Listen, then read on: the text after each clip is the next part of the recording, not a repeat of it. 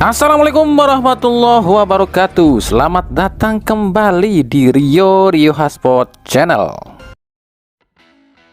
Seperti biasa kita awali dari Timnas Indonesia. Sama-sama kita tahu kemarin hasil drawing round 4 yang digelar AFC di Malaysia. Indonesia dipastikan berada di grup B ya, bersama tuan rumah Arab Saudi dan Irak. Sementara di grup A itu ada Qatar, Oman, dan Uni Emirat Arab. Berat ya, sangat berat meskipun Erick Thohir katanya sih udah menyiapkan nih 2 striker baru buat pengganti Ole Romeni. Ole diganti ya? Apakah cuma lantaran karena Ole ini cedera? Kami juga sedang mendorong juga beberapa tambahan. Ya. Seperti apa saya belum bisa ngomong, tapi ada 2 tambahan yang kami sedang seriusin. Ya, prediksi semua orang sih bukan masalah cuman gara-gara dia ini cedera pas Piala Presiden sih. Tapi ya balik lagi lah. Kita tahu lah PSSI itu anti kritik. Usai ya Ole Romeni kan bikin apa tuh Instastory mengkritik wasit ya saat Piala Presiden. Kan kami sering bilang, jangan sekali-kali coba-coba mengkritik PSSI. PSSI itu anti kritik loh. Sebenarnya tanda-tanda Ole Romeni akan disingkirkan dari Timnas Indonesia usai melakukan kritik terhadap wasit di Piala Presiden. Itu udah kelihatan. Pertama, Instastory Ole Romeni di take down. Entah kami pun nggak tahu siapa yang men-take down. Kedua, dalam laga lawan Arema tersebut berkali-kali Ole Romeni hampir dicederai, tapi nggak ada satupun teguran pada pemain yang akan mencederai Ole Romeni. Dan puncaknya, ketika Ole Romeni dicederai oleh Paulinho, itu kan wasit harusnya memberikan kartu merah, tapi ketika masuk ke VAR atau melihat monitor VAR tiba-tiba merubah keputusannya menjadi kartu kuning saja. Berarti kan ada yang memerintahkan di sana. Nah, siapa tuh yang memerintahkan? Dan yang paling aneh adalah ketika akhir pertandingan ada statement dari ketum PSSI yang mengatakan seperti ini, kalau nggak salah ucapannya, ya inilah namanya juga sebuah pertandingan atau apa deh. Ole Romeni sepertinya sudah diputuskan Ole akan menjalankan operasi hari Kamis. Jadi recovery-nya cukup panjang. Nah, tentu kita kehilangan, tapi itu bagian dari sepak bola ya. Harusnya kan ketika seorang pemain bola, khususnya mungkin aset sebuah negara, apalagi seorang pemain tumpuan di lini depan sebuah timnas negara, ini pasti akan sangat dilindungi dari bentuk apapun loh ya. Dan ketika misalnya nih Ole Romeni memang dilindungi oleh pihak ketum atau pihak federasi, pasti kan harusnya ngomong seperti ini. Ya, sayang sekali Ole Romeni cedera dan kita pun menyayangkan kepada wasit dan pemain, dan kita akan memeriksa wasit dan pemainnya. Harusnya kan bilang seperti itu. Gimana pendapat kalian?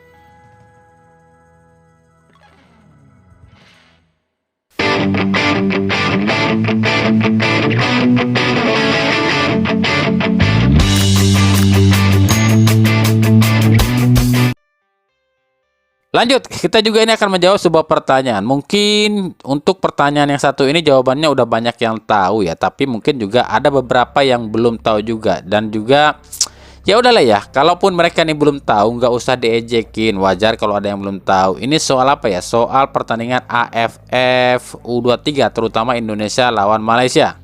Nah, ini kemarin ada yang tanya juga, Bang, kan Malaysia lagi kena di-ban FIFA, kok bisa main sih di AFF?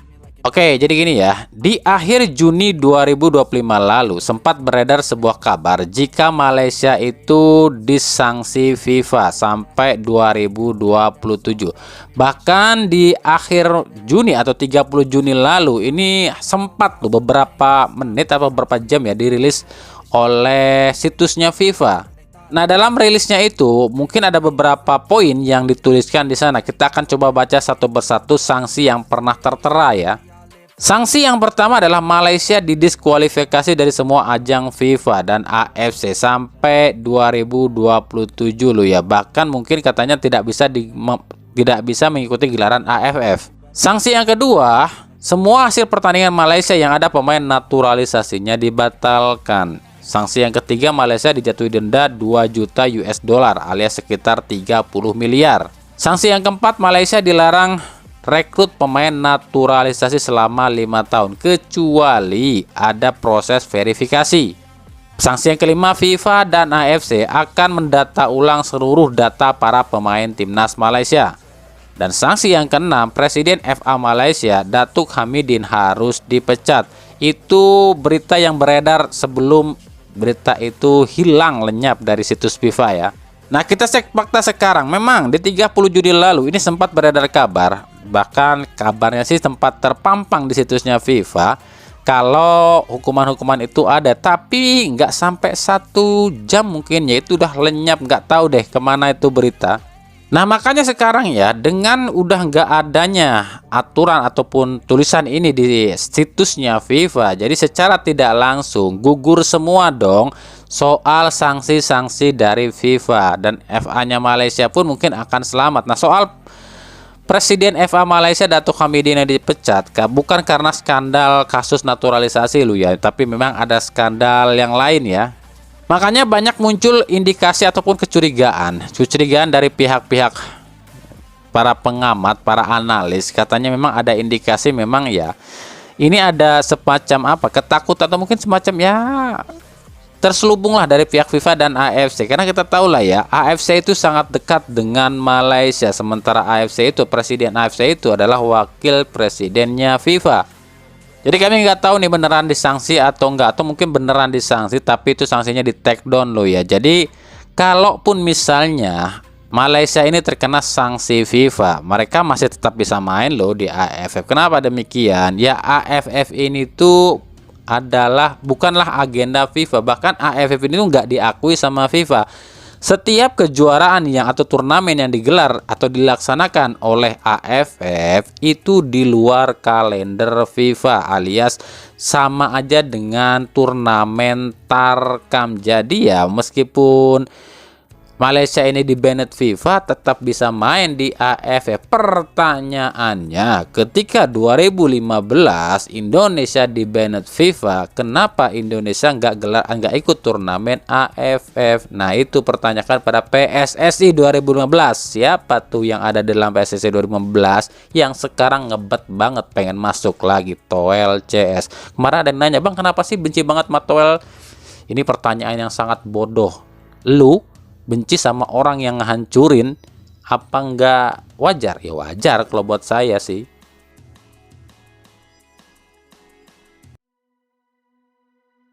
Kita lanjut ke berita klub. Kita mulai dari Persija Jakarta. Di Persija ini ada beberapa berita. Yang pertama, soal lagi rame nih, Ketum Jackmania. Ini katanya sih mengatakan nih, udah nggak ada tawar-menawar lagi nih. Persija ini harus hat-trick juara dimulai dari tahun ini sampai 2 tahun ke depan. Kata dia nggak mau tahu nih Persija harus hat-trick juara. Nah, ini ucapan dari Ketum Jackmania ya. Udah nggak ada kata lain lah, juara lah, harus juara. Maksudnya udah, Persija nunggu apa lagi gitu loh. Sekarang Pemprovnya udah kolaborasi sama Persija dari sisi tempat pertandingan, terus dari sisi bentuk yang lain juga gitu loh. Nah, Jackmania juga kita siap untuk menang setiap pertandingan kandang, untuk mensupport di kandang juga kita siap gitu loh. Dan terus kan sekarang tinggal Persijanya aja. Kalau Jackmania maunya ya Persija juara, titik targetnya cuma 1 juara gitu loh. Jadi Mauricio Sousa dengan segala perhitungannya ketika dia dipilih sebagai pelatih Persija, ya memang dia udah tahu bahwa targetnya adalah juara. Dan kita nih Jackmania ya ekspektasinya jelas Persija juara musim ini 2026, 2027, 2028. Yang kedua, bukannya Jackmania namanya kalau dikit-dikit nggak nyinyirin Persib. Ini juga aneh nih kan, ketum PSSI yang bikin ucapan tapi kok yang dihujatnya malah Persib. Jadi soal JIS ya. Kemarin kan ketum PSSI ngomong kayak gini nih soal JIS. Terima kasih juga, saya tadi melihat JIS, ini kangen sama JIS.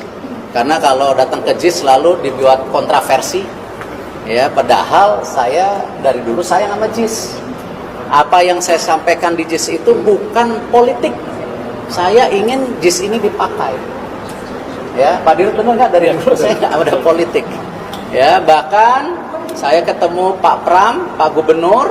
Ya, begitu beliau terpilih, saya bicara JIS. Ya, alhamdulillah tadi saya dapat laporan setelah U17 ada peningkatan. Yang dihujat mah tetap Persib, karena mereka nganggapnya Erick Thohir itu ya bosnya Persib atau petingginya Persib? Ini kan pikiran yang aneh buat kami. Nah, yang ketiga, ini ada kabar atau rumor. Ingat, kabar atau rumor lo ya. Jadi beberapa pemain asing yang sempat negosiasi dengan Persija ternyata kabur cuy. Jadi kabarnya kayak gini nih. Ada beberapa pemain yang udah deal, nego atau deal ya, untuk datang ke Persija. Itu ketika diminta datang ke Persija atau ke Jakarta, tiba-tiba menghilang, bahkan nggak ketahuan nih, nggak lost contact lah ya. Kenapa ya kok bisa pada kabur, dan bener nggak nih berita ini? Nah, makanya untuk menggantikan pemain-pemain asing yang kabur ini, sebenarnya pemain-pemain ini kan akan segera diumumkan nih sama pihak Persija, tapi katanya sih ya putar balik atau apalah, nggak tahu dah. Itu pun baru isu lo ya. Nah, Persija katanya akan segera atau mengambil lagi pemain-pemain yang memang banyak sih diseleksi, dan 2 minggu ke depan atau minggu ini kali ya akan segera diumumin 2 pemain asing baru. Dari Persib ada beberapa berita. Yang pertama soal Ramon Tanque. Ini kan kemarin ada berita nih, Ramon Tanque ini digugat oleh agennya. Jadi kronologinya kayak gini. Agen si Ramon yang dulu ini kan menggugat nih Ramon Tanque lantaran pindah agen ke agen yang baru. Tapi posisi si Ramon ini mungkin ya masih terkait kontrak dengan agen yang lama, dan si agen yang lama ini laporinlah si Ramon ini dan agennya ke FIFA ya. Tapi kasus ini dibikinlah rame sama orang-orang yang memang nggak suka sama Persib dengan komentar-komentar dan juga menghujat Persib. Bilangnya Persib lakukan transfer ilegal lah, Persib klub miskin lah, beli pemain ilegal lah, Persib inilah, Persib itulah, dan lain-lain. Jadi gini, kami tuh tahu ya, yang komentar atau yang bikin posting menyimpang soal berita ini tuh nggak semuanya blow on lo ya.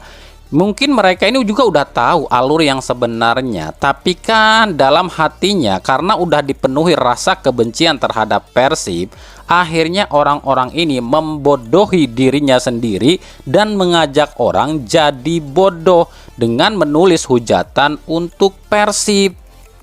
Dia tuh sebenarnya udah tahu alur cerita yang sebenarnya, tapi kan lantaran dalam hati dia udah dipenuhi rasa benci, ya udah akhirnya bikinlah sebuah postingan ataupun komentar, Persib akan kena sanksi karena rekrut Ramon Tanque.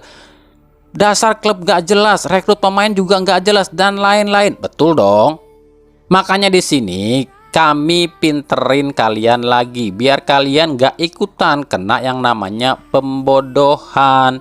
Masalah si Ramon Tanque ini tuh nggak ada hubungannya sama sekali dengan Persib. Persib beli si Ramon itu ke agen resminya si Ramon, dan itu benar-benar sah lo ya. Masalah agen si Ramon yang lama menggugat si Ramon, yaitu urusan si Ramon dengan agennya yang baru sama agennya yang lama. Kenapa agen yang baru ini nggak konfirmasi dulu ke si Ramon apakah udah lepas dari agen yang lama atau belum? Jadi urusan ini adalah urusan si Ramon dengan agen yang lamanya, nggak ada urusannya dengan Persib. Paham ya? Persib mah nggak ada sangkut pautnya, kecuali gini loh, Persib ini beli si Ramon tapi nggak melalui agen atau melalui jalur ilegal. Ini baru si Persib yang disalahkan. Ini kan Persib beli si Ramon dari agennya yang baru. Soal masalah si agen yang baru ini nggak konfirmasi dulu sama agen yang lama, itu urusannya si Ramon dengan agen yang baru, bukan urusannya Persib gitu loh ya. Yang kedua, inilah video penampakan calon pemain Persib yang baru. Video ini tuh diambil dari salah seorang yang memang sering menjemput calon pemain baru Persib di Bandara, Vian Basi. Tapi di video ini memang nggak jelas ya siapa pemain tersebut. Apakah dia ini pemain asing atau naturalisasi, atau justru bukan pemain ya, tapi staf pelatih. Kalau memang ini pemain baru, entah itu asing ataupun naturalisasi, lalu gimana tuh dengan ucapan Boyan Hodak yang bilang cuma akan nambah 1 pemain asing dan nggak akan ada pemain timnas yang merapat? Ayo dengerin dulu. One more player naturalization. Not true. Oh, not true. No, which one? Huh? Which one? The rumor, I think many rumor. No, Oh no, always rumors. local one. Next player maybe come. I don't know. At the moment, we have 2 foreign players that's supposed to come. Except this, I don't know anybody else. This will be the full squad. Nah, apakah Hodak ini bohong? Ya nggak juga sih, Hodak mah nggak bohong juga. Karena gini loh, seorang pelatih itu melihat dari kebutuhan tim dan juga kondisi tim. Kalau pelatih itu merasa di timnya, skuadnya udah cukup, ya udah dia bilang cukup aja. Tapi beda kan dengan manajemen. Manajemen itu ada yang namanya target dan bisnis. Meskipun pelatih udah bilang cukup, tapi kan kalau manajemen ngelihatnya targetnya belum cukup atau masih kurang, dan mungkin manajemen ngelihatnya ada bisnis atau peluang bisnis yang sangat menggiurkan dan menguntungkan jika merekrut pemain tersebut, ya pasti akan ada pemain baru gitu ya. Jadi bukan Hodak yang bohong, tapi memang kebutuhan dari manajemen dan juga mungkin kebutuhan dari finansial juga kali ya. Ada sisi untung dan bisnisnya lah, paham ya?